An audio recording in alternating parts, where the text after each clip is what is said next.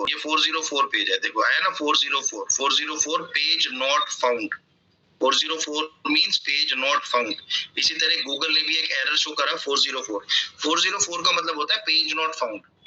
तो आपको भी अपनी वेबसाइट में, अगर आप अपनी वेबसाइट पे काम कर रहे हो तो वहां पे भी आपको एक 404 पेज जो है वो क्रिएट करना पड़ेगा। कैसे करोगे एक बार मैं दिखा देता हूँ। यहाँ से मैंने ज़ैम्प ओपन किया, ज़ैम्प कंट्रोल पैनल में अपाचे और माइस्क्वेल स्टार्ट करो।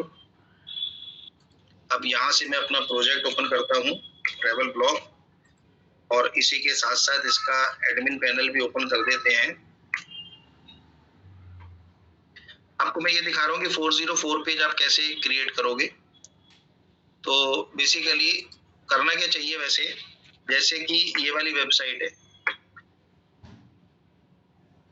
ये वाली वेबसाइट है। अब इस वेबसाइट में अगर आप यूआरएल में एंड में कुछ भी लिखोगे तो यहाँ पे 404 पेज क्रिएट नहीं होगा, क्योंकि मैंने इस वेबसाइट में क्या किया हुआ है कि जैसे ही कोई कुछ भी लिखता है ये सीधा क्या करेगा, ये होम पेज पे रिडायरेक्ट कर देगा। देखो मैं दिखाता हूँ। अब मैंने यहाँ पे कुछ यूआरएल टाइप किया, उसके बाद एंटर प्रेस किया, अब ये ऑटोमेटिकली जो है वो इसको, ये देखो आपने देखा होम पेज पे ले आया। तो आपको भी ऐसे ही करना चाहिए। 404 पेज क्रिएट करने के बजाय बेटर है, 404 पेज क्रिएट करने के बजाय बेटर है कि आप होम पेज पे जो है वो रिडायरेक्ट कर दो। तो इसके लिए मैंने प्लगइन यूज किया हुआ है, दिखा देता हूँ मैं आपको कौन सा प्लगइन मैंने यूज किया है इसके लिए। तो travel blog,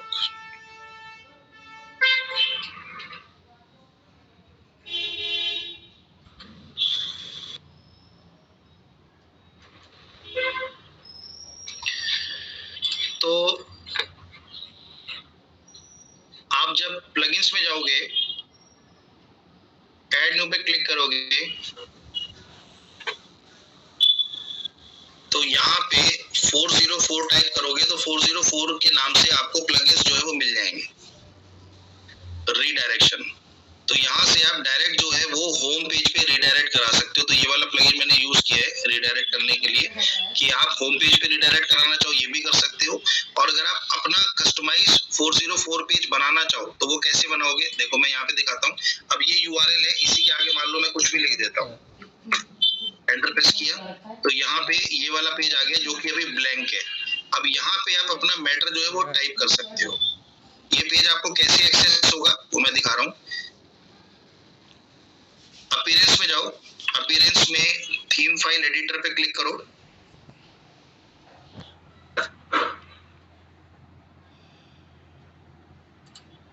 right hand side पे आप देखोगे तो यहाँ पे लिखा हुआ है 404 टेम्पलेट, इस पे क्लिक करो। अब ये 404 टेम्पलेट का पेज जो है वो आपके सामने ओपन हो गया है। अब आप यहाँ पे कुछ टाइप करोगे, जैसे मैंने यहाँ पे लिखा हेलो, तो देखते हैं कि हेलो कहाँ पे प्रिंट होता है। इसको अपडेट फाइल पे क्लिक करो, वापस पेज पे जाओ, एक बार रिफ्रेश करो तो ये देखो हेलो यहाँ पे प्रिंट हो गया, आपने देखा। अब यहाँ पे आप अपना कोई भी मैटर जो है वो लिख सकते हो। ये आपका 404 पेज है, समझ में आया 404 पेज? Yes sir. तो ये ऐसे 404 पेज जो है वो क्रिएट करते हो। तो ये जो टेक्निकल एसईओ है, टेक्निकल एसईओ में मेन जो है ये 9 पॉइंट्स हैं, और कुछ पॉइंट्स जो है वो इसमें भी लिखे हुए हैं। मैंने सारे पॉइंट्स यहाँ पे लिखे हुए हैं। अगर आपसे इंटरव्यू में कोई भी टेक्निकल एसईओ से रिलेटेड कुछ भी पूछ लेता है तो आप ये 21 पॉइंट्स जो है वो सारे बता सकते हो। कंप्लीट टेक्निकल एसईओ के सारे पॉइंट्स मैंने यहाँ पे ऐड कर दिए हैं। कोई भी पॉइंट इसमें से आपको नहीं समझ में आया तो मेरे से पूछ सकते हो, कहीं पे कोई भी डाउट है। तो ये होते हैं मेन टेक्निकल एसईओ के पॉइंट्स। टेक्निकल एसईओ में बेसिकली जो पूछे जाते हैं वो भी मैं आपको बता देता हूँ। एक तो रोबोट पूछा जाएगा, एक साइड में पूछा जाएगा, ठीक है, और एक आपसे पूछा जाएगा मोबाइल फ्रेंडली के बारे में, और एक आपसे पूछा जाएगा एक एसएसएल का पॉइंट पूछा जाएगा। तो ये मेन पॉइंट है जो आपसे पूछे जाते हैं। और एक पॉइंट और बता देता हूँ, इमेज से रिलेटेड नंबर 10 में कोशिश क्या करनी है कि इमेज एक्सटेंशन जो है, इमेज एक्सटेंशन जो है, ये नंबर 7 पे लिखा हुआ है, इमेज एक्सटेंशन जो है वो आप कौन सा यूज करोगे, वेब पी। तो वेब पी इमेज एक्सटेंशन जो है इसको यूज करना है। तो यही है मेन टेक्निकल एसईओ के पॉइंट्स जो आपसे पूछे जाएंगे। आपसे पूछेंगे आपको टेक्निकल एसईओ की नॉलेज है, तो आप कहोगे यस नॉलेज है। फिर वो पूछेंगे कि ठीक है टेक्निकल एसईओ के पॉइंट्स बताओ, कौन कौन से पॉइंट्स जो है वो टेक्निकल एसईओ में कवर होते हैं। तो आप ये सारे पॉइंट्स जो है वो बता सकते हो। 21 पॉइंट्स बताना चाहो ये बता दो, इवन ये सिर्फ 9 पॉइंट्स भी बता दोगे तो मोर देन सफिशिएंट है। अभी सामने वाले पर्सन को पता लग जाएगा कि हाँ आपको टेक्निकल एसईओ की नॉलेज है। आप साइट में फाइल का नाम बोलोगे, रोबोट बोलोगे, तो आपसे पूछेंगे कि रोबोट फाइल किस लिए यूज करते हैं, साइट में फाइल किस लिए क्रिएट करते हैं। तो ये इतना आपको जस्ट आइडिया होना चाहिए, पता होना चाहिए। वो आपसे कहेंगे कि पेज लोडिंग स्पीड हम कैसे चेक करेंगे, तो आप बताओगे गूगल पेज स्पीड इनसाइट के थ्रू हम चेक करेंगे। ठीक है, ये आपको पता होना चाहिए। मोबाइल फ्रेंडली वेबसाइट है या नहीं, कैसे चेक करोगे, वो आपको पता है। तो बेसिकली अगर आपकी वेबसाइट की पेज लोडिंग स्पीड ज्यादा है, मींस आपका पेज जो है वो ओपन नहीं होता और वो घूमता रहता है, पेज ओपन नहीं होता, तो उससे क्या होगा, उससे यूजर क्या करेगा, आपके पेज को क्लोज कर देगा और चला जाएगा। तो उससे क्या होता है, उससे बाउंस रेट इंक्रीज हो जाता है। क्या हो जाता है, bounce rate. Bounce rate, bounce rate का मतलब क्या होता है कि कोई भी यूजर आपकी वेबसाइट पे आया और उसने 5 सेकंड के अंदर या 10 सेकंड के अंदर आपकी वेबसाइट को क्लोज कर दिया, तो गूगल क्या करता है, गूगल आपका बाउंस रेट जो है वो इंक्रीज कर देता है। बाउंस रेट अगर इंक्रीज हो गया तो गूगल रैंकिंग जो है वो डाउन कर देगा। तो इसीलिए अपनी वेबसाइट जो है वो ऐसी बनानी है कि उसमें सर्वर जो है वो आपको बेस्ट सर्वर लेना है। वेबसाइट में इमेजेस जो है वो आपको लाइट इमेजेस यूज करनी है, वीडियोस लाइट यूज करने हैं। वेबसाइट का पेज जो है वो थोड़ा सा लेंथी होना चाहिए, ये जरूर याद रखना बाउंस रेट से बचने के लिए। जैसा कि मैं आपको यहाँ पे साइट दिखाता हूँ। अब ये जो आप साइट देख रहे हो, इसमें जो भी यूजर आएगा वो सबसे पहले इतनी स्क्रीन को देखेगा, फिर इतनी स्क्रीन को देखने के बाद वो इसको स्क्रॉल करेगा कि बेसिकली इस वेबसाइट में आखिर है क्या। तो वो स्क्रॉल करेगा, फिर वो देखेगा अच्छा कैटेगरीज है, फिर वो और स्क्रॉल करेगा कि भाई और कौन सी कैटेगरीज है, फिर वो देखेगा अच्छा 3 और कैटेगरीज है, ओके अच्छा ये भी कैटेगरीज है। तो उसका इंटरेस्ट जो है वो डेवलप हो जाएगा, यूजर का इंटरेस्ट जो है वो डेवलप होगा और वो और स्क्रॉल करता चला जाएगा। फिर वो बैनर देखेगा, फिर वो देखेगा अच्छा कौन कौन सी पोस्ट अपलोडेड है। तो इस तरीके से जो भी अपनी साइट बनाओ वो कुछ इस तरीके से बनाओ कि थोड़ा सी जो पेज है उसका जो होम पेज है वो थोड़ा लेंथी होना चाहिए, कि यूजर जो है उसको स्क्रॉल करता रहे, एंड तक उसको स्क्रॉल करे और देखे कि उसमें बेसिकली और क्या क्या चीजें हैं, क्या क्या इंपॉर्टेंट इन्फॉर्मेशन है, कैसे साइट बनाई है, कौन कौन सी इन्फॉर्मेशन इन्होंने अपलोड करी है। ओके, तो इस तरीके से आपको वर्क करना है। एक बार मैं दोबारा स्क्रॉल कर देता हूँ सारे पॉइंट्स, तो आप भी एक बार देख लो। किसी भी पॉइंट में कोई भी डाउट हो तो मुझे एक बार अभी पूछ लो। मैं पढ़ूंगा नहीं पॉइंट्स, आप एक बार स्क्रीन पे देखते रहो और एक बार मेरे से पूछ लेना जिस भी नंबर में डाउट हो।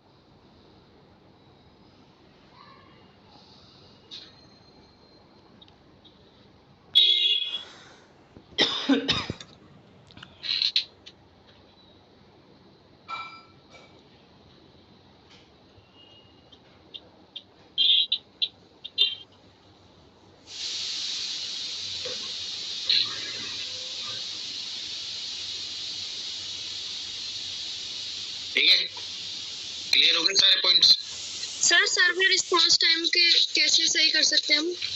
सर्वर रिस्पांस टाइम आप कैसे सही कर सकते हो? सर्वर रिस्पांस टाइम को ठीक करने के लिए पहली ऑप्शन तो ये है कि आपका सर्वर जो है वो थोड़ा सा हैवी सर्वर होना चाहिए।